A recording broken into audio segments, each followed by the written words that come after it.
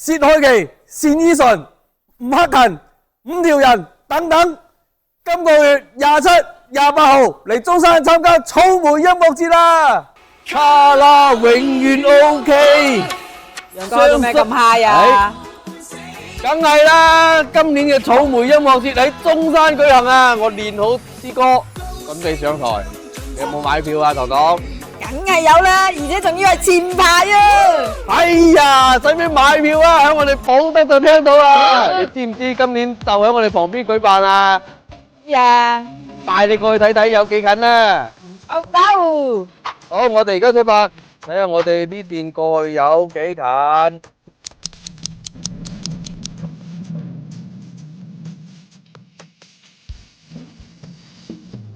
40秒到停車場。